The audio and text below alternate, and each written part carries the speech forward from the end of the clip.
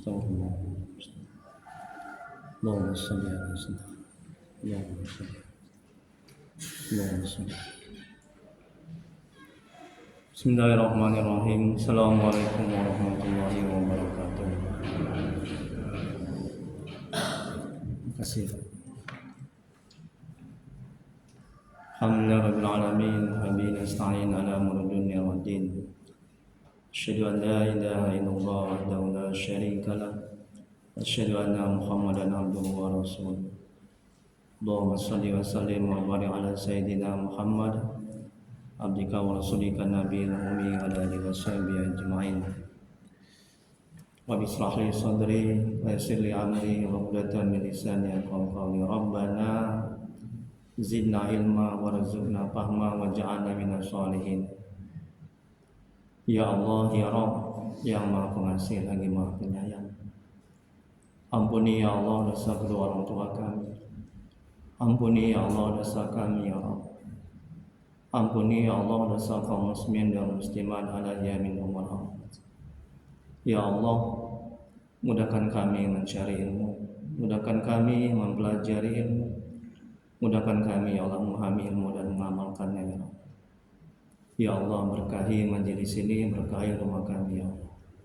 Amin ya rabbal alamin. Mari kita mulai kajian manajemen qalbu, manajemen hati, kitab Al-Hikam karangan Syekh Imam Ibnu Athaillah Sakandari. Semoga Allah merahmati dan meridai. Dan bacakan nomor kitab. Adapun pahalanya kita hadiahkan kepada Nabi Muhammad SAW, kepada sahabat-sahabatnya, kemudian kepada tabi'in, tabi'in, untuk guru-guru kita, guru orang tua kita, dan untuk Syekh Imam Ibnu Athaillah Sakandari, untuk kaum muslimin dan muslimat pada umumnya, dan untuk niat kita masing-masing. Al-Fatihah. A'udzu billahi minasy syaithanir rajim. Bismillahirrahmanirrahim. Alhamdulillahi rabbil alamin. Ar-Rahmanir-Rahim. Maliki yaumiddin. Iyyaka na'budu wa iyyaka nasta'in. Ihdinas siratal mustaqim. Siratal ladzina an'amta 'alaihim ghairil maghdubi 'alaihim waladdallin. Amin. Ilahi anta maqsudi wa ridhaka matlubi. Ya Allah, Engkau lah yang kami tuju, ridhoanmu lah yang kami cari. Amin ya rabbal alamin. Bapak Ibu jemaah pengajian yang dirahmati oleh Allah Subhanahu wa taala.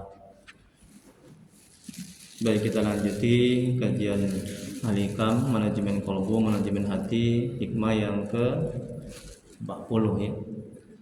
Jadi bagi yang belum dapat hikmah yang ke-39 yang lalu, nanti bisa diambil setelah pengajian selesai. Syekh Al-Imam Ibnu Athaillah Sakandari, semoga Allah merahmati dan meridhai. Beliau mengatakan dalam kitab Al-Hikam, kalam hikmahnya, pertemanan dengan orang yang bodoh, yang tidak ridho terhadap nafsunya, sungguh lebih baik daripada engkau berteman dengan orang alim yang ridho terhadap nafsunya. Ilmu macam apakah yang dimiliki orang yang alim yang ridho terhadap nafsunya? Kebodohan macam apa pula yang dimiliki orang yang bodoh yang tidak ridho terhadap nafsunya? Kita lihat penjelasannya. Penjelasan para ulama tentang bahaya hawa nafsu dan cara mengatasinya. Syekh Abdullah Ghani An-Nablusi, semoga Allah merahmati dan meridhoinya, berkata, berjuang melawan hawa nafsu atau mujahadah termasuk kategori ibadah.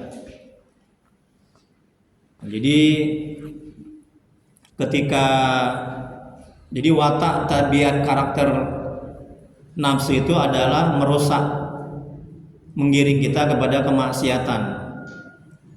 Jadi ketika nafsu mengajak kita kepada kemaksiatan, kemudian kita berjuang sungguh-sungguh ya, tidak mengikuti ajakan nafsu, kita mendapat pahala. Kita mendapat pahala. Itu makanya katanya ibadah.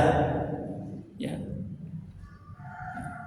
Kemudian seseorang tidak akan dapat melakukannya kecuali dengan ilmu. Nah, hukum mujahadah adalah fardu ain bagi setiap mukallaf. Ya. Jadi kita tidak bisa mengekang hawa nafsu, mengendalikan hawa nafsu kalau kita nggak punya ilmu. Makanya belajar ilmu manajemen hati, manajemen kalbu yang berisi tentang bagaimana mengendalikan hawa nafsu, bagaimana mendidik hawa nafsu sehingga menjadi nafsu yang diridhai oleh Allah Subhanahu wa taala. Ya. Kita sudah bahas tentang sifat nafsu. Ya, dalam Al-Qur'an juga disebutkan bahwa ada nafsu ammarah, itu nafsu yang buruk, mengajak kepada kemaksiatan, mengajak kepada kemungkaran. Yang kedua ada nafsu lawamah, terkadang dia mengajak kepada kebaikan, terkadang dia mengajak kepada keburukan. Yang ketiga sifat nafsu adalah nafsu mutmainnah. Nah, itu nafsu yang sudah mengajak kepada ketaatan, ya, kebaikan. Kemudian berikutnya Abdul Qadir Isa, semoga Allah merahmati dan meridhoinya, berkata, yang dimaksud dengan berjuang melawan hawa nafsu adalah bukanlah mencabut habis akarnya. Nafsu itu tidak bisa hilang. Ya. Nafsu tidak bisa hilang. Nafsu nggak bisa mati. Ketika kita dilahirkan, ya, itu nafsu sudah ada. Makanya kata Syekh Abdul Qadir Isa, yang dimaksud dengan berjuang melawan hawa nafsu adalah bukanlah mencabut habis akarnya, tetapi mengekangnya dari yang buruk menjadi yang baik. Dan mengarahkannya sesuai dengan kehendak dan ridha oleh Allah Subhanahu wa taala. Jadi ketika nafsu mengajak kepada kemaksiatan, kita ukur dengan hati kita, dengan akal kita, baik Allah ridho enggak kalau kita enggak mengaji seperti ini, kalau kita enggak sholat, kalau kita mencuri. Nafsu mengajak kita mencuri, nafsu mengajak kita untuk tidak sholat, Allah ridho enggak? Nah, kalau enggak ridho, jangan diikuti. Nah, itu kata Syekh Abdul Qadir Isa, mengarahkan nafsu sesuai dengan kehendak dan ridho Allah.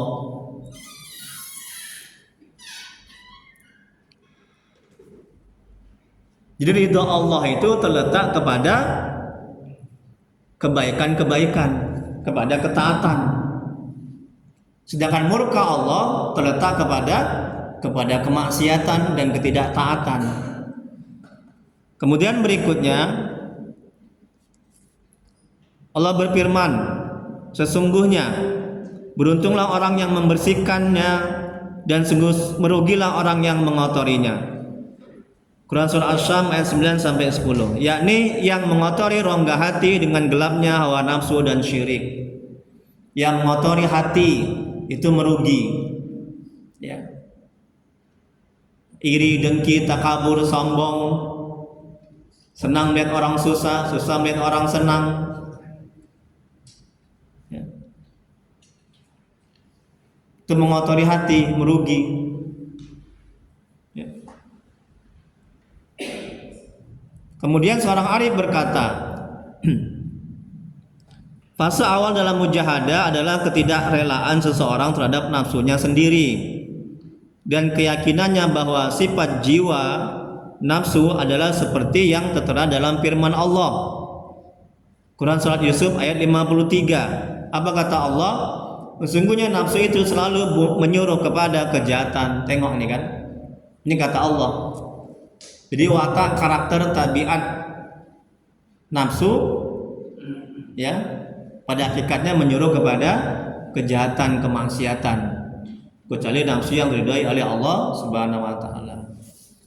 Ini Pak Haji belum dapat ya. Allahumma sholli ala. Ya. Alhamdulillah. Apa kabar Pak Haji, sehat? Alhamdulillah.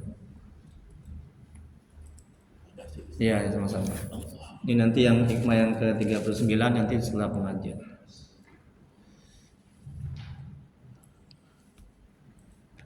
Ya, itu watak karakternya. Jadi kalau kita paham dan sadar bahwa watak karakter, tabiat, nafsu menyuruh mengajak kita kepada kejahatan, kita akan buruk sangka setiap ajakannya, setiap keinginannya. Kita nggak akan baik sangka. Ya. Termasuk ketika dia mengajak kepada ketaatan, hati-hati. Ya, nafsu menggiring kita ini kepada ketaatan ini, mengaji. Udah? Nah, nggak sampai di situ. Nah, ketika mengaji, nafsu juga menghembuskan ya ke dalam hati kita, akal pikiran kita, mengarahkan supaya kita ujub, sombong, merasa hebat, merasa mulia. Oh, aku yang mengaji kitab ahli kam yang paling tinggi, yang paling bagus. Ya, nggak ada kitab lain di kampung ini, aku yang hebat. Yang lain pada tidur. Rusak amal itu. Ya, jadi juga hati-hati ketika nafsu mengajak kepada ketaatan. Ya. Dihembuskan kita, digiring kita, dibisikkan kita, ya. Dibuat kita keinginan-keinginan untuk merasa mulia, merasa hebat, merasa pantas masuk surga, menganggap orang lain itu hina. Ya. Jadi juga harus hati-hati. Makanya jangan sampai lalai hati ini dari ingat kepada Allah. Kalau lalai sedetik saja hati ini ya tidak ingat kepada Allah, siap-siap musuh yang dua ini akan menguasai kita, akan menggiring kita kepada kehancuran. Siapa Bu musuh kita yang dua, Bu? Siapa, Bu? Nanti nggak lulus nanti kajian ahli kam. Ini sudah hikmah yang ke-40. Ya. Siapa? Setan dan hawa nafsu. Bukan suami kita ya. Setan dan hawa nafsu itu musuh. Jadi zikir dimanapun kita berada, ya hati kita. Jangan sampai lalai.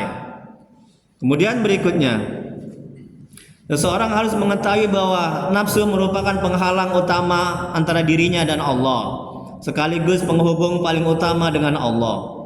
Sebab ketika nafsu selalu mengajak kepada kejahatan, maka dia tidak merasakan kenikmatan kecuali dengan maksiat dan pelanggaran.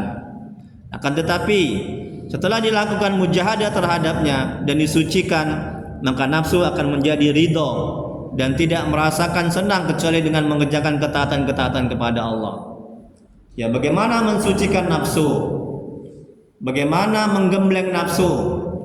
Bagaimana caranya agar nafsu itu menjadi nafsu mutmainnah? Macam mana caranya? Caranya adalah dengan memperbanyak tobat, jauhi maksiat, banyak melakukan ketaatan-ketaatan, banyak berzikir. Maka nafsu itu menjadi nafsu mutmainnah. Ya. Dia tidak akan lagi menggiring kepada kemaksiatan, tapi dia menggiring kepada ketaatan. Kemudian berikutnya Junaid al-Baghdadi, Syekh Imam Junaid al-Baghdadi, semoga Allah merahmati dan meridhoinya, berkata, ketika diri ini sudah menentang hawa nafsu, tidak mengikuti ajakannya, ya, ia menjadi suci. Sebab hakikat penyucian diri adalah penentangan terhadap hawa nafsu. Sesuatu yang pada awalnya buruk dan berbahaya akan berubah menjadi baik ketika dibersihkan dan disucikan. Bu, oh Bu, kita dulu taat atau enggak taat? Apa taat? Jangan sombong, jangan bohong, Bu. Saya ulangi lagi. Kita dulu taat atau enggak taat? Enggak taat kan? Kenapa kita bisa mudah untuk mengikuti pengajian begini sholat subuh? Orang tadi gerimis tadi itu, enak tidur. Itu nafsu sukanya begitu, betul? Coba renungkan, sadarkan dalam hati, ini manajemen hatinya. Kenapa ibu, bapak ya mudah melangkah ke masjid mengikuti pengajian, meninggalkan kenikmatan tidur, betul? Kenapa? Ini berkenaan dengan penjelasan ini. Setelah nafsu disucikan, dibersihkan, kenapa? Nggak lulus lah ibu nih. Ih, pinter, alhamdulillah. Lu saya kasih hadiah nanti. Ya, ya. Jadi kan ibu dulu mengekang hawa nafsu, mendidik nafsu itu, betul kan? Dipaksakan untuk ke masjid awalnya, betul kan? Dipaksakan untuk mendengarkan ceramah dan mencari ilmu agama, betul kan? Nah, begitu caranya mendidiknya. Diarahkan nafsu ini kepada ketaatan. Ya. Nanti ala bisa karena biasa, betul. Saya dulu susah kali untuk sholat ke masjid. Enaknya di rumah. Itulah nafsu itu. Tapi setelah saya paksakan sholat ke masjid, lama-lama terbiasa. Dan gak tenang hati saya kalau gak sholat ke masjid. Masya Allah, tabarakallah. Jangan kebalikan. Ya, lebih enak di rumah ketimbang di masjid. Ya Bu ya. Nah, jadi itu tadi. Ini katanya tadi kata saya Imam Junaid Al-Baghdadi, ya.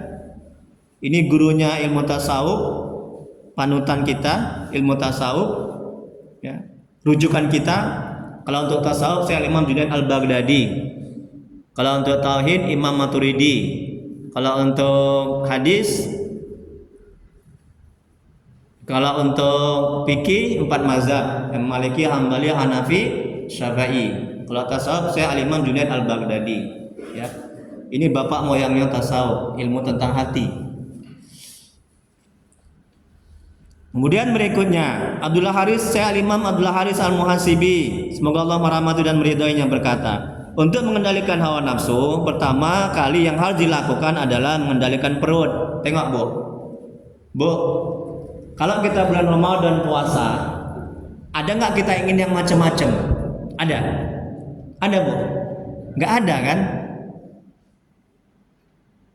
Pasti keinginan kita, nafsu kita inginnya apa? Kebaikan, kebaikan, kebaikan, kebaikan, betul? Makanya ini kata Al-Imam, untuk mengendalikan hawa nafsu, ya, untuk menjinakkan nafsu, ya, mengendalikan perut yaitu puasa. Tapi ingat, setelah Ramadan, Lebaran, masuk lontong, sayur, pecel segala macam, udah berat untuk ibadah, kenyang perut itu, ya. Makanya supaya kita istiqomah dalam ketaatan setelah Ramadan, coba biasakan, ya, biasakan kebaikan-kebaikan ketaatan yang kita lakukan di bulan Ramadan, kita lakukan juga di luar Ramadan. Jadi terus istiqomah. Jangan berhenti. Kemudian berikutnya, kata Al-Imam, jika seorang bisa mengendalikan perutnya, maka dia akan bisa mengendalikan seluruh anggota badannya dan mengetahui kehendak hatinya. Orang yang perutnya kenyang, orang yang perutnya terisi banyak makanan, ya, dia susah untuk taat kepada Allah. Nafsunya kuat, ya, nafsu yang buruk. Ya, makanya banyak puasa, apalagi ini bulan Rajab, ya kan Bu? Iya. Sangat dianjurkan puasa. Berikutnya halaman 2. Syekh Imam Abdullah Haris Al-Muhasibi, semoga Allah merahmati dan meridhoinya, berkata, jika seorang tidak bisa mengendalikan hawa nafsunya, segala urusannya akan sulit, semua anggota badannya akan tersesat, hatinya akan sewenang-wenang, dan tidak akan mampu mengintrospeksi dirinya. Tengok, ya, rusak, hancur, ya. Kalau kita tidak bisa mengendalikan hawa nafsu, keinginan nafsu ini. Kemudian berikutnya, seorang arif berkata, dalam ujian, sakit, kesulitan, Ada kelembutan Allah yang rahasia, yang hanya dipahami oleh orang-orang yang memiliki mata hati. Nih, ya. Sakit, kesulitan,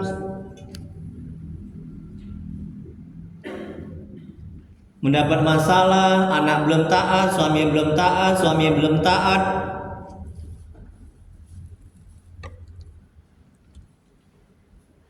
Itu menjinakkan nafsu. Ya. Itu menjinakkan nafsu, mengekang nafsu. Kalau kita dalam kesulitan, nafsu kita liar tidak? Jawab, Bu. Jawab dong, Bu. Saya ulangi lagi ya. Nanti nggak naik kelas.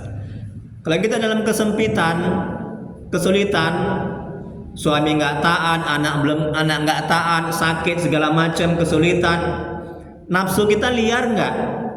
Ada nggak nafsu yang ingin ke Medan Mall, ke diskotik, jalan-jalan segala macam? Ada? Nggak ada kan? Nafsu itu jina, ya, terkekang. Ya. Makanya kesulitan itu baik. Suami belum taat baik, anak belum taat baik, istri belum taat baik, nggak ada rezeki baik, sakit baik. Baik nggak mau sakit? Bilangnya berat kali, ntar dikasih sakit. Konsekuen lah, Bu, ya. Tegas. Baik, Ustaz. Hah? Nanti aku dikasih sakit sama Allah. Sakit itu baik. Semua ketentuan Allah yang buruk itu baik, betul? Gak ada yang buruk. Nah, ini kata Al-Imam ini, ya. Dalam ujian sakit, kesulitan, kelembutan Allah yang rahasia, ada kelembutan, ada kebaikan, banyak manfaat. Salah satunya menjinakkan nafsu. Nafsu nggak minta bagiannya ketika kita mendapat kesulitan. Ini jarang-jarang ada kaji kayak gini, betul kan? Kaji hati, ya. Orang kebanyakan kaji syariat, betul? Ya, kaji fikih, tafsir, hadis, betul kan? Kebanyakan. Ya bagus juga, bagus, ya. Tapi yang harus lebih diperdalam, diperbanyak kaji tentang diri, tentang hati. Karena keselamatan kita hidup di dunia dan akhirat bergantung sejauh mana kita terampil menata hati kita. Kita lanjuti. Nih kata Al-Imam tadi, ya. Bukankah ujian, tengok lagi, Bu. Ibu nampak nggak tuh, nanti pura-pura baca. Ustaz ini buruk sangka aja. Bercanda ya, Bu, ya. Menjaga perasaan Ustaz kan, tengok-tengok baca lah. Kata satu balik. Masya Allah. Bercanda ya, Bu, ya. Jangan tegang kali ya. Ini kajian guru saya tuh kalau mengajar itu, ya, kadang diisi dengan candaan, ya. Kiai kami juga yang di Madura, Jawa Timur itu kalau mengajar begitu kadang diisi dengan candaan-candaan. Tapi jangan banyak kali, ya. Nanti tadi apa tadi kajinya? Oh, lucu kali, Pak. Yang ada lucunya. Oh, lucu ya, Pak, ya? Iya, ustadznya lucu kali, kayak pelawak dia. Ketawa juga ngaji, terus nggak ada yang dapat. Betul kan? Itu juga nggak baik, ya. Kan tengok ibu kan senyum kan, jangan merenggut aja. Baik, kita lanjuti. Udah? Sampai mana, Bu? Saya ingin menguji Ibu dulu. Masya Allah, tabarakallah. Senang kali lihatnya, ya. Alhamdulillah. Tengok ini perlu digarisbawahi. Ya, semua juga perlu digarisbawahi, cuman ini juga perlu diperhatikan. Tengok ini, perhatikan, Pak, Bu. Ya. Perhatikan. Tolong diamalkan ini.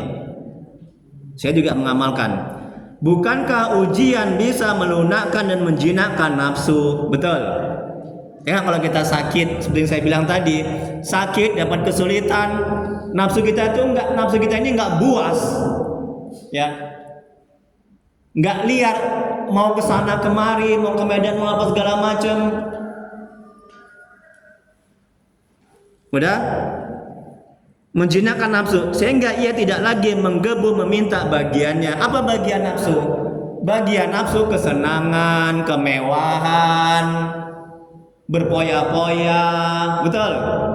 Tidak sholat, tidur banyak, banyak cakap, banyak ngomong, itu bagian nafsu. Ya, suka harta, pangkat, jabatan, kedudukan, suka dipuji, ya itu bagian nafsu. Ya. Suka apalagi? Senyum aja Ibu. Ya. Terus berikutnya. Bersama ujian ada kelemahan dan kehinaan, betul. Ya kan? Nah, ketika kita mendapat kesulitan, sakit, ya, nggak berdaya, sadar hati akal pikiran kita ini hamba yang lemah, Allah yang maha kuat, betul. Kita ini banyak maksiat dan dosa, ya, kita ini nggak berdaya, baru diberikan sakit sesaat aja kita nggak berdaya, betul. Sadar kita, paham kita. Jadi nggak timbul ujub, sombong, merasa hebat, merasa mulia dengan diberikan sakit. Kemudian kata Al-Imam, bersama ujian ada kelemahan dan kehinaan, dan bersama kelemahan terdapat pertolongan. Ini dia. Bersama kesulitan, bersama kelemahan, ketidakberdayaan, ya Allah, aku ini hamba-Mu, ya Allah, aku nggak berdaya, ya Allah, ya, aku nggak bisa hidup kalau nggak Engkau hidupkan, aku nggak bisa sehat kalau nggak Engkau sehatkan, aku nggak bisa bergerak kalau nggak Engkau bergerakkan, betul. Aku nggak bisa makan kalau nggak Engkau beri makan. Sadar kita, ya. Aku nggak bisa ibadah kalau nggak Engkau berikan hidayah, nggak Engkau tolong, nggak Engkau bantu, betul. Sadar kita, paham kita, ya. Jadi tawadu, rendah hati, nggak akan sanggup kita akan menghina orang lain, merendahkan orang lain, ya.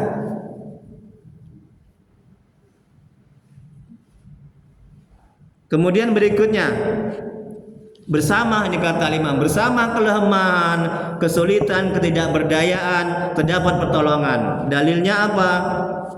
Quran surah Al-Imran ayat 1, 2, 3. Allah telah menolong kalian dalam perang Badar saat kalian lemah.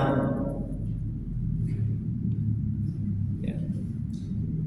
Makanya Bu, kalau kita ingin ditolong oleh Allah, dibantu oleh Allah, ya, diurus oleh Allah, ya, buang sifat sombong, angkuh, merasa hebat, merasa mulia, ya, merasa bersih, ya. Timbulkan sifat dan sikap dan sadarkan dalam hati kita ini lemah, banyak dosa, banyak maksiat. Kita bergantung, berhajat kepada Allah. Sadarkan dalam hati seperti itu, ya. Kita besarkan Allah, kita agungkan Allah, kita muliakan Allah. Kalau kita membesarkan Allah, Allah akan memuliakan kita. Allah akan melihat kita.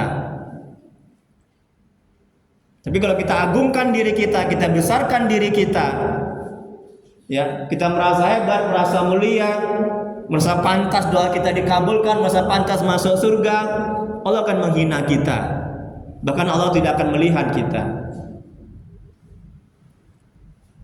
Ini kaji kita yang lalu itu, ya, syarat dari doa kita itu dikabulkan adalah, syarat dari amal ibadah kita dikabulkan, diterima, terangkan oleh Allah adalah syaratnya menganggap amal ibadah kita banyak cacatnya, banyak rusaknya, banyak ketidaksempurnaannya.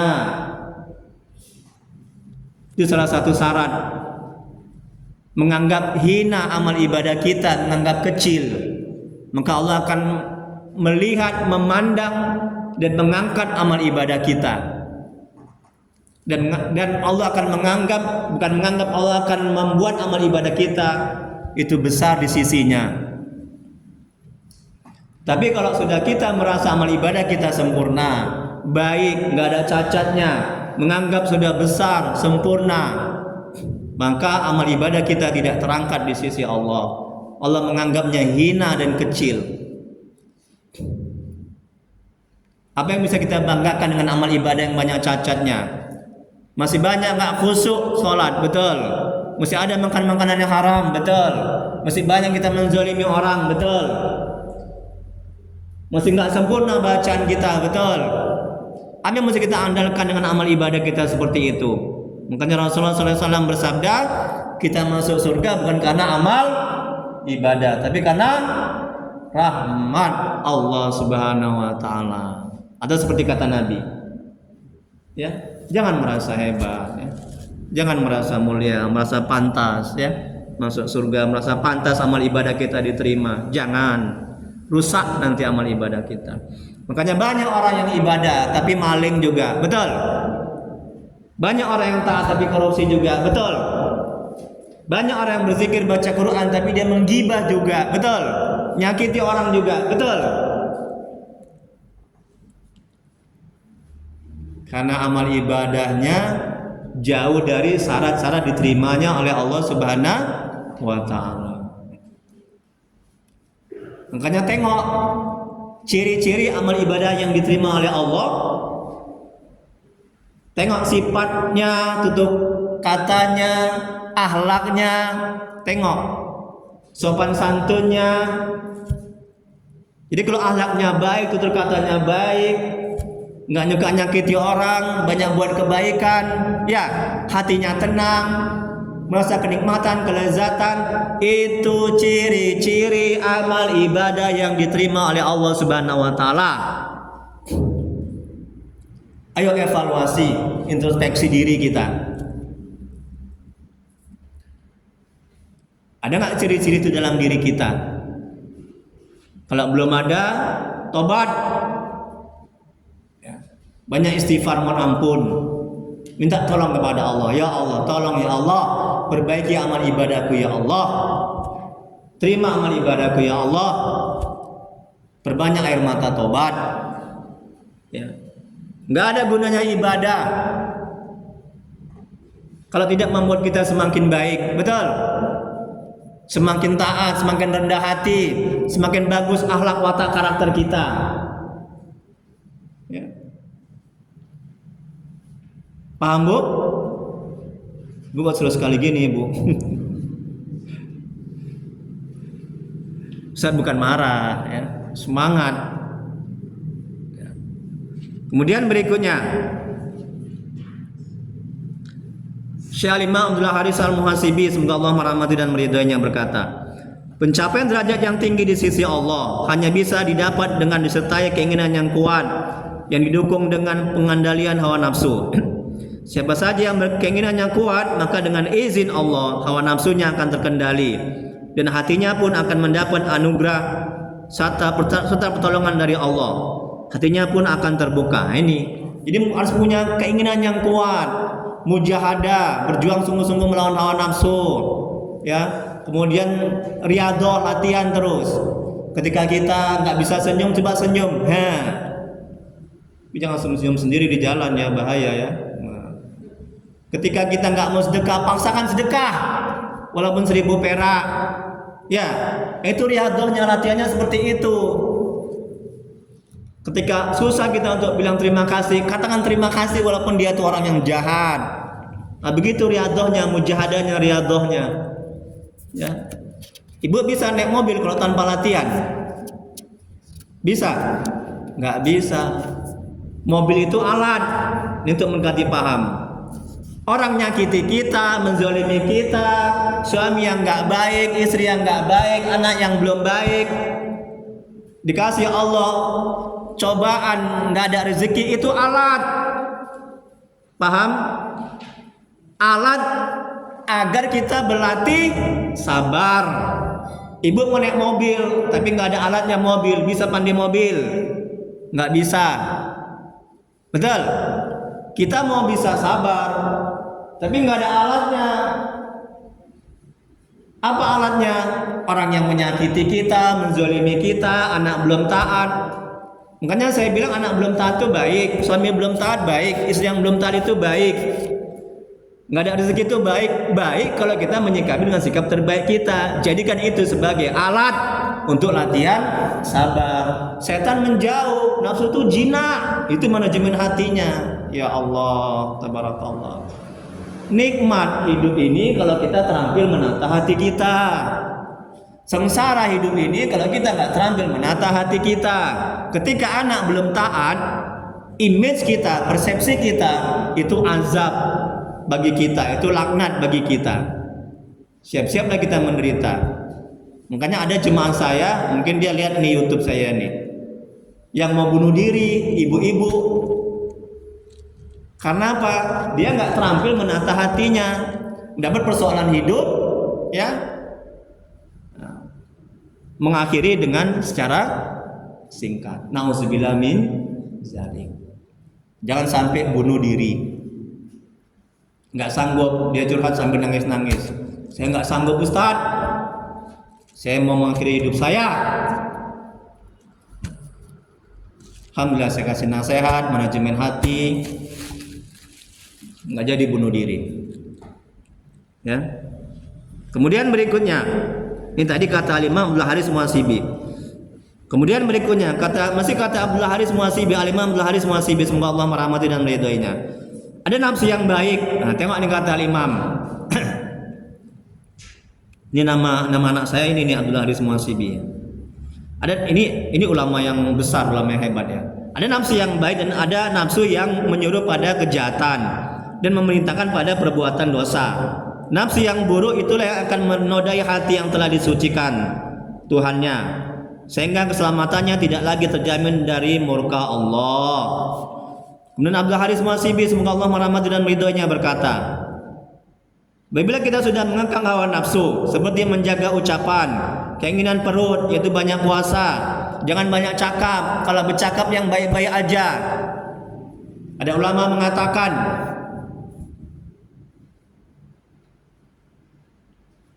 ketika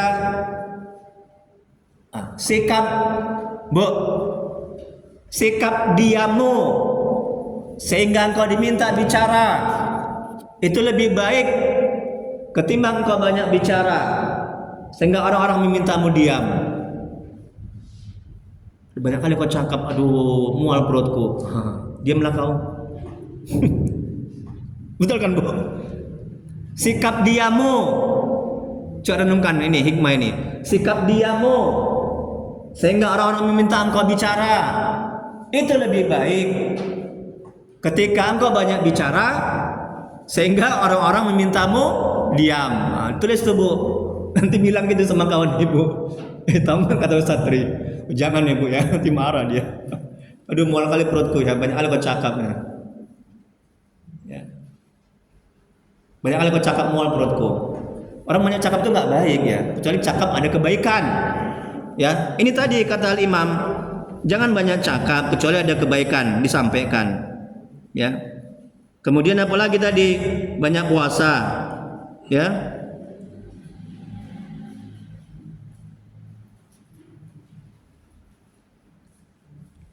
Jika talimah, apabila kita sudah mengekang hawa nafsu seperti menjaga ucapan, keinginan perut dan menjauhi urusan duniawi, maka Allah akan menerangi hati kita. Ini maksudnya menjauhi urusan duniawi, bukan sama sekali nggak kerja, juga nggak boleh. Kerja juga ibadah ya Bu ya. Jangan pula nganggur, nggak ada kerja. Kemudian maka Allah akan menerangi hati kita dari kegelapan hawa nafsu. Setelah hati kita menjadi terang, kita akan melihat apa yang diperintahkan Allah. Jika yang kita lihat merupakan perintah Allah, ikutilah. Jika yang mengajak manusia musuh Allah, jauhilah. Ini Bu. Jadi nafsu itu membuat hati kita itu gelap, nafsu yang buruk. Ya, kalau nafsu kita sudah kita sucikan, itu kita kekang keinginannya yang buruk, kita arahkan kepada yang baik-baik. Ya, nah maka nafsu itu akan mengarahkan hati, membisikkan hati yang baik-baik. Hati ini adalah raja, nafsu adalah bala tentaranya. Ketika hati sudah baik, maka hati akan mengarahkan nafsu untuk yang baik-baik. Ketika nafsu sudah baik, maka nafsu akan membisikkan hati untuk melakukan yang baik-baik. Nah, itu dia. Tapi kalau nafsu itu tidak baik, nafsu yang buruk, ya nafsu ammarah atau nafsu lawamah, ya membisikkan hati, maka hati akan melakukan yang buruk-buruk. Kemudian berikutnya, Syekh Al-Imam Abdul Haris Al-Muhasibi, semoga Allah merahmati dan meridainya. Jika kita mengikuti hawa nafsu yang tidak tampak dalam jiwa, dalam diri kita, maka muncullah sifat sombong. Tengok kan, suka dipuji, suka menumpuk harta. Itulah kesukaan nafsu itu. Sombong, angkuh, takabur, suka dipuji, minta dihormati, ya. Itu watak tabiat karakter nafsu, ya. Bersaing dalam urusan harta, saling membanggakan diri, dan cinta kekuasaan, maka kesemuanya itu dapat mengotori hati. Paham? Kemudian berikutnya Syekh Imam Abdul Haris Al-Muhasibi, semoga Allah merahmati dan meridhoinya, mengatakan, sungguhnya iblis mengurungmu dalam area dosa lewat bisikan nafsu dan kerusakan hati. Makanya nafsu dan iblis ini itu kawan CS, ya, saling tolong menolong, bantu membantu dalam menyesatkan kita sebagai umat manusia, ya. Makanya musuh kita itu dua, ya, nafsu dan setan, ya, iblis. Kemudian berikutnya Abdul Haris Al-Muhasibi, Syekh Imam Abdul Haris Al-Muhasibi mengatakan, semoga Allah merahmati dan meridhoinya, orang arif jika diajak nafsu dengan tipu dayanya untuk memutus dirinya dan jalan keselamatan, maka ia menyidangkan dalam tanda kutip nafsunya kepada rasa malu terhadap Allah, sehingga nafsu itu dihinakan oleh hukum rasa malu. Tengok, Bu, pernah saya sampaikan bahwa, ya, pernah saya sampaikan. Ini saya ulangi lagi supaya lebih paham, lebih ngerti, dan supaya lebih ingat. Bu, kalau ada dua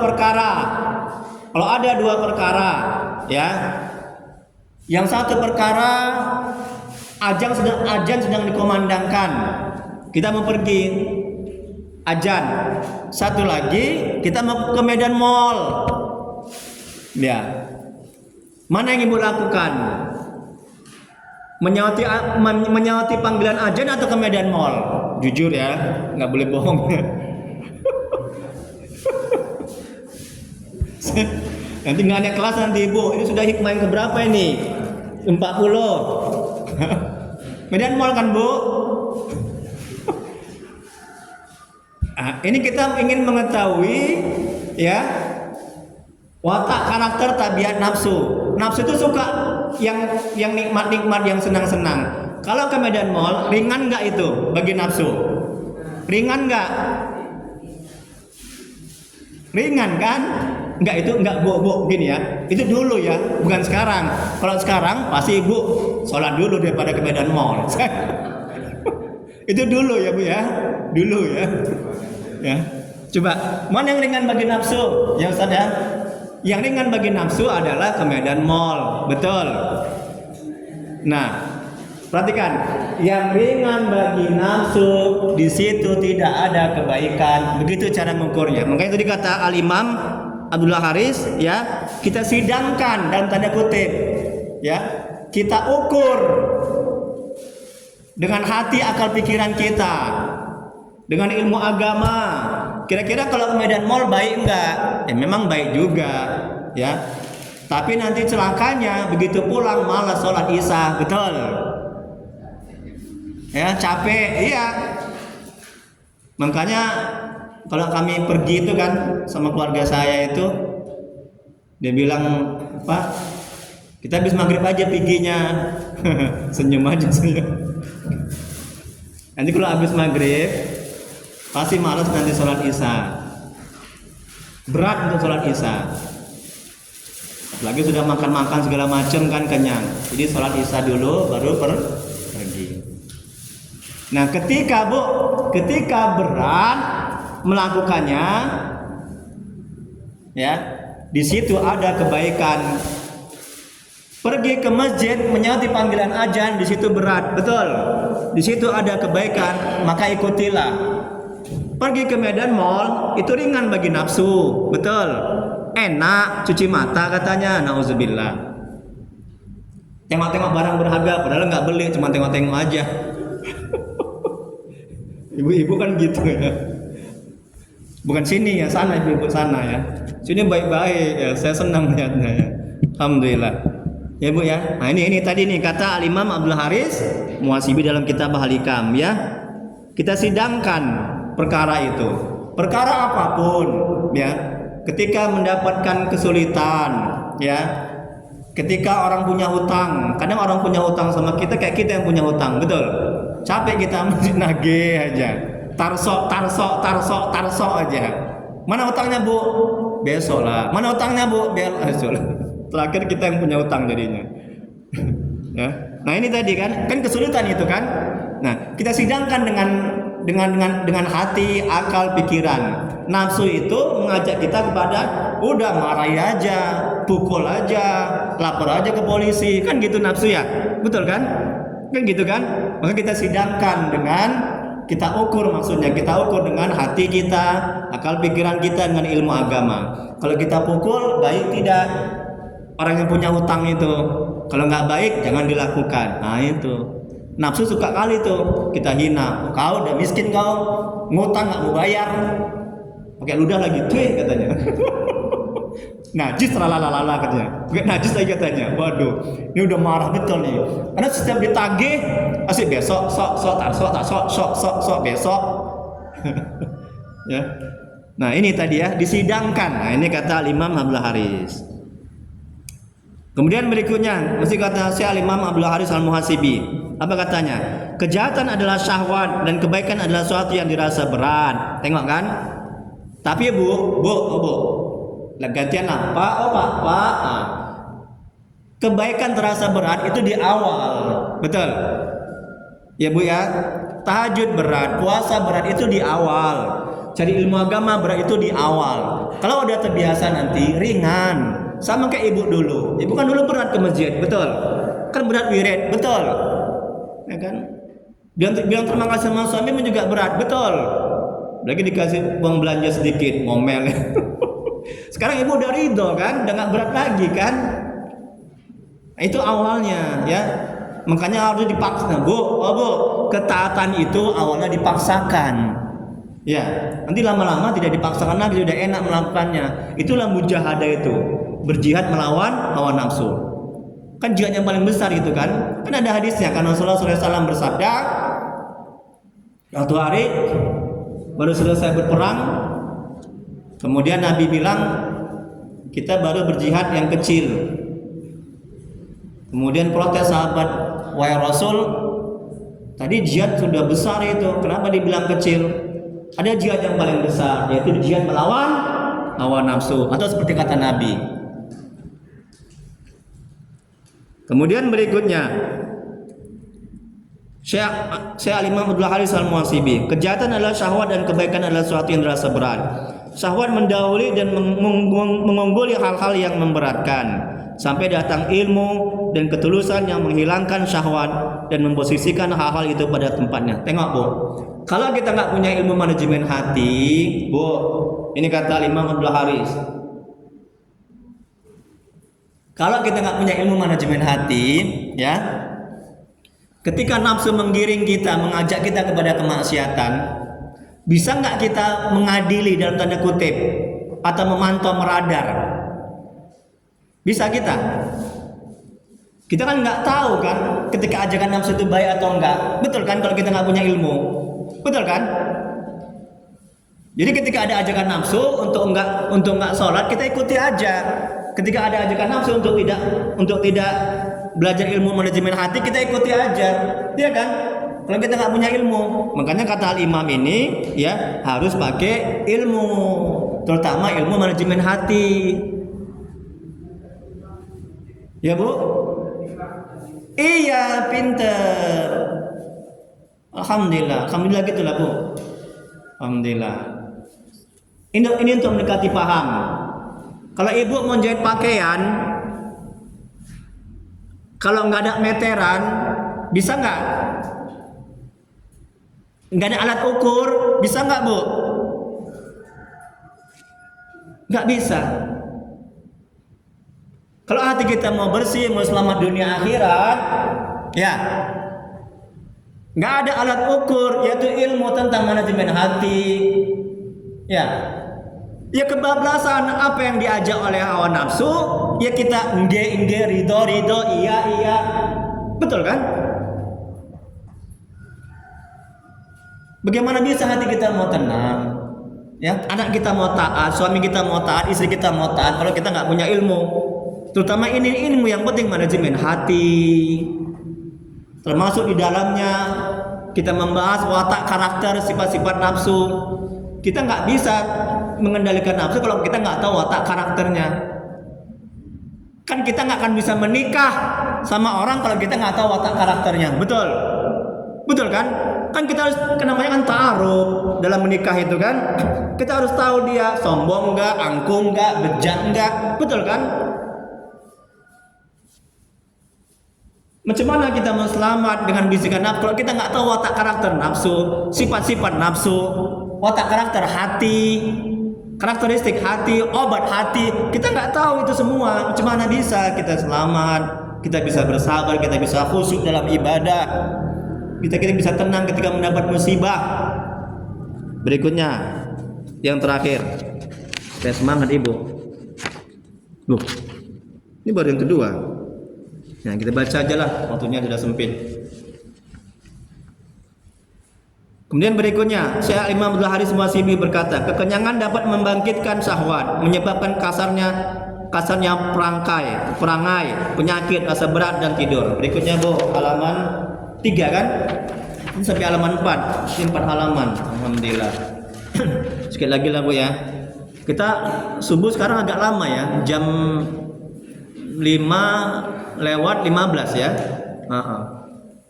Tanya sabar sedikit lah ya Bu ya. Jam 5:14 subuh sekarang agak lama. Halaman 3 coba lihat Bu. Ini kita baca aja supaya ringkas, nanti kita buka pertanyaan ya, diskusi ya. Sebagaimana banyak bicara membuat hati menjadi keras, mengurangi keagungan dan kewibawaan, memandulkan hikmah dan berbanyak kekeliruan. Ini banyak bicara, itu nafsu menjadi kuat. Kemudian Syekh Imam Abdul Haris Muhasibi berkata, semoga Allah merahmati dan meridhoinya, panjang angan-angan membuat lupa akhirat, memuliakan dunia, cinta kepada dunia, mencuatkan kedengkian, sikap menunda-nunda, memperkokoh hawa nafsu serta memperbesar syahwat. Kemudian berikutnya Syekh Imam Abdul Haris Muhasibi berkata, semoga Allah merahmati dan meridhoinya, setiap kali seorang hamba berkehendak atau bertekad untuk beramal, baik dalam waktu dekat maupun jauh, maka hawa nafsu, syahwat dan niat yang tulus akan segera berlomba-lomba mendahului hatinya dengan mengingat-ingat apa yang bisa diharapkan dan diciptakan dari amal seperti itu, berupa kebutuhan-kebutuhan duniawi, kesenangan-kesenangannya, manfaat-manfaatnya, dampak-dampaknya, kelezatan-kelezatannya, dan segala sesuatu yang menyenangkannya, serta sesuatu yang memperbaiki posisinya di tengah manusia dan membuatnya dikenang dengan pujian, sanjungan, kehormatan, kedudukan, ketinggian dan kekuasaannya. Nanti ditanyakan kalau ada yang nggak paham. Kemudian berikutnya Syekh Imam Abdul Haris Muhasibi mengatakan, semoga Allah merahmati dan meridhoinya, jika nafsu, hawa dan syahwat mendahului keinginan atau iradah yang tulus, maka orang yang mengalaminya perlu diam, melakukan perenungan dan berpikir sehingga hatinya bersih dari nafsu, syahwat dan hawa yang menimpanya, serta meletakkan keinginan terhadap Allah di posisi itu, bahkan di depannya. Keinginan itu akan diterima hati, baik dalam keadaan yang membuatnya tidak senang atau malah menyenangkannya. Dan berikutnya Syekh Imam Abdul Haris Muhasibi mengatakan, semoga Allah merahmati dan meridhoinya, jika syahwat menunjukkan diri kepadamu, maka ingatlah dampaknya, betapa banyak syahwat yang kenikmatannya hilang darimu dan yang tersisa hanyalah kerugian. Kemudian berikutnya Syekh Imam Abdul Haris Muhasibi mengatakan, tabiat nafsu selalu menghargai kepintaran dan kebenarannya sendiri. Ini watak karakternya. Hati-hatilah dengan menasihati dirimu sendiri dengan mengatakan engkau tolol, engkau bodoh dan ilmumu hanya sedikit. Nah, ini caranya ini. Jangan kebalikannya, engkau pintar, engkau baik. Nah, itu nafsu itu ya. Kemudian berikutnya Syekh Abdul Haris Muhasibi, semoga Allah merahmati dan meridhoinya, mengatakan, bisikan berasal dari 3 sumber. Yang pertama bisikan nafsu, bisikannya memperturutkan syahwat dan memuaskan hasrat. Yang kedua bisikan setan, orientasi bisikannya adalah kebinasaan manusia dengan menjerumuskan manusia dalam perbuatan keji dan mungkar. Yang ketiga, bisikan dari Allah melalui malaikat. Bisikan Allah merupakan kasih sayang Allah agar mendapat pahala, keridhaan dan kebahagiaan di surga. Ini bisikan ada 3. Yang pertama bisikan nafsu, yang kedua setan, yang ketiga bisikan Allah melalui malaikat atau juga melalui ilham dari Allah, ya. Kemudian berikutnya Syekh Zakaria Al-Ansari, semoga Allah merahmati dan meridhoinya, mengatakan, keselamatan diri adalah apabila seorang menaklukkan hawa nafsunya, membawanya kepada apa yang dikehendaki Allah. Kemudian berikutnya Syekh Imam Abdul Haris Muhasibi, semoga Allah merahmati dan meridhoinya, mengatakan, jika engkau lalai menuruti hawa nafsu serta lupa memeriksa niat, maka bisa menjadi sumber kemaksiatan. Jika engkau terjerembab dalam kelalaian, kemudian kembali siaga menentang hawa nafsu, maka penyesalan atas kelalaian dan keterperangkapanmu akan berbalik menjadi suatu kebaikan dan ketaatan bagimu. Terakhir, sabar dulu Bu, jangan pulang dulu, nanti rugi nanti Bu. Kemudian berikutnya, orang bodoh adalah orang yang tidak memiliki ilmu lahir, tidak puas dengan keadaan diri sendiri, misalnya dengan menganggap dirinya hina dan menyadari kekurangannya. Tidaklah baik berteman dengan orang yang puas dengan keadaan dirinya sendiri, walaupun ia seorang yang alim, orang yang berilmu. Bagaimanapun, pertemanan dapat mendatangkan pengaruh yang besar padamu. Ketika engkau berteman dengan orang yang alim, yang sudah berpuas diri, engkau bisa mendapatkan sifat buruknya, sehingga ilmunya tidak berguna bagimu. Dalam melembutkan hatimu, kebodohan yang membuat orang alim puas diri itulah yang berbahaya bagimu. Seakan ia bukan orang yang berilmu karena rela dengan aib yang dimiliki dirinya. Tengok nih kan, orang alim tapi dia puas sama dirinya, merasa hebat, merasa mulia, itu tidak baik. Sebaliknya, orang yang bodoh yang tidak merasa puas dengan dirinya, sadar dia bodoh, dia tidak tahu, dia ingin mencari tahu, ya. Nah, itu yang baik. Kemudian berikutnya, sebaliknya, berteman dengan orang yang bodoh, yang tidak puas dengan keadaan dirinya, merasa hina, merasa banyak dosa, merasa nggak banyak ilmu, lebih baik dan lebih bermanfaat bagimu. Biasanya, tabiat seseorang didapat dari tabiat orang lain. Nafsu selalu terdorong untuk mengikuti orang yang dianggap baik kondisinya. Oleh karena itu, kebodohan orang yang bodoh tidak akan berbahaya bagimu. Namun, ilmunya yang membuatnya tidak puas terhadap keadaan dirinya justru amat berguna bagimu. Seakan ia bukan orang yang bodoh karena mengetahui kekurangan dirinya sampai tidak merasa puas terhadap dirinya. Dengan demikian, orang bodoh yang tahu kekurangan dirinya bisa disebut orang yang memiliki ilmu. Oleh karena itu, bergaul dengan orang yang bodoh seperti ini akan bermanfaat dan lebih baik bagimu. Barang siapa yang ingin hatinya bersih, temanilah orang yang telah bersih hatinya. Menemani orang yang tidak rela terhadap nafsunya merupakan kebaikan sejati, karena dia mantap dalam ikhlas. Jika dia mengajaknya berteman dengan berhias dengan ikhlas, maka dia telah masuk ke dalam golongan orang-orang yang khusus.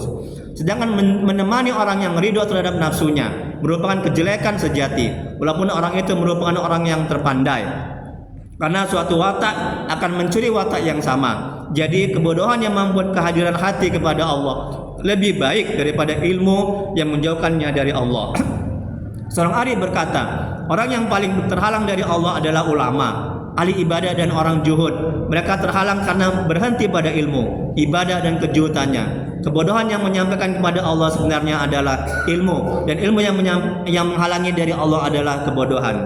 Syekh Imam Ibnu Athaillah Sakandari, semoga Allah merahmati dan meridhoinya, berkata, tidak ada ilmu yang akan bermanfaat bagi orang yang alim, yang rela terhadap nafsunya, karena ilmu itu menjadi penghalang baginya kepada Tuhannya. Dan tidak ada kebodohan bagi seorang yang tidak rela terhadap nafsunya, karena jika seorang tidak rela terhadap nafsunya, maka dia akan mempersoalkan dan membersihkan diri dari perbudakannya, sehingga dia menjadi hamba Allah yang sebenarnya. Pada waktu itu Tuhan yang mencintainya dan memilihnya kehadiran Allah, memilihnya karena cinta Allah dan menyingkapkan ilmu-ilmu Allah yang terpendam, sehingga ia menjadi orang yang paling berilmu di antara makhluknya.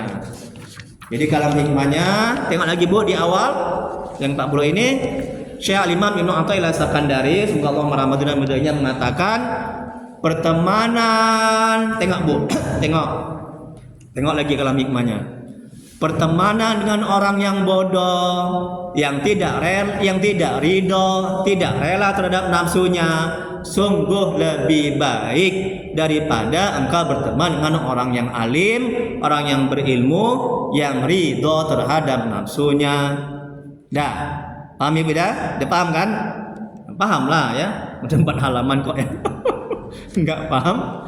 Nanti privat sama saya ya.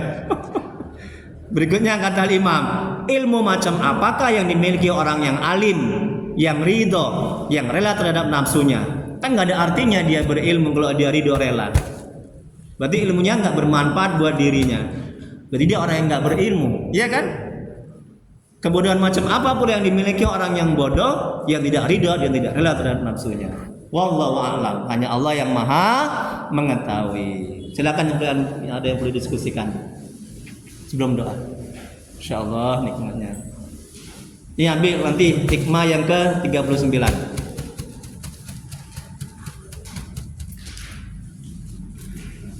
Ada? Kalau nggak ada, doa ya. Astaghfirullahaladzim, astaghfirullahaladzim, astaghfirullahaladzim, allazi la ilaha illa huwal hayyul qayyum wa natubu ilaih. Allahumma salli ala sayyidina Muhammad wa alihi wasallim. Allahumma salli ala sayyidina Muhammad wa alihi wasallim. Allahumma salli ala sayyidina Muhammad wa alihi wasallim. Bismillahirrahmanirrahim. Alhamdulillahirabbil alamin. Hamdan fi ni'amahu wa yakfi mazidah. Ya Rabbana lakal hamdu kama yanbaghi li jalali wajhika wa 'azimi sultanik. Allahumma shalli ala sayyidina Muhammad wa ala ali sayyidina Muhammad. Bismillahirrahmanirrahim. Kita tawasul kepadamu ya Rabb. Masihlah berkat kemuliaan Nabi Muhammad sallallahu alaihi wasallam dan sahabat-sahabat.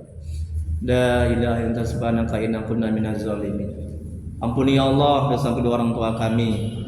Ampuni ya Allah dosa kedua orang tua kami, saudara kami yang telah mendahului kami. Jauhkan mereka dari siksa kuburmu, jadikan kuburan mereka taman-taman surgamu, tempatkan mereka di surgamu sebaik-baik surga ya Allah. Ya Allah tolonglah ya Allah, ampuni dosa dan maksiat kami ya Rabb. Ampuni sebesar apapun masa lalu kami. Terima amal ibadah kami, terima taubat kami.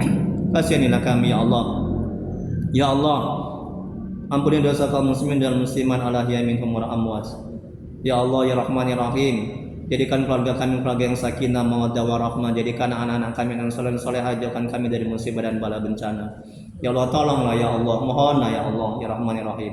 Tuntun hati kami agar bisa istiqomah dalam taat kepadamu, agar bisa selalu mengingatmu, agar bisa selalu berselawat kepada Rasulmu ya Rabb. Dan tuntun hati kami agar bisa menjinakkan nafsu ya Allah, dan mudahkan kami ya Allah untuk mengekang ya Allah hawa nafsu ya Rabb, agar kami bisa dekat dan mengenalmu ya Allah. Ya Allah, bila di antara kami keluarga kami jemaah ini ada yang sakit, mohonlah ya Allah sembuhkan penyakitnya ya Allah, angkat penyakitnya ya Rabb, mohonlah ya Allah. Bila ada yang mendapat kesulitan hidup, mohonlah ya Rabb, tolong ya Allah, mudahkan kesulitannya ya Rabb, beri kesabaran kepadanya ya Allah.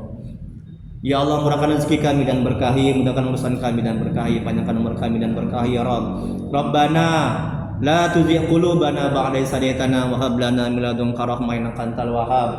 Rabbana atina fid dunya hasanah wa fil akhirati hasanah wa qina azabannar.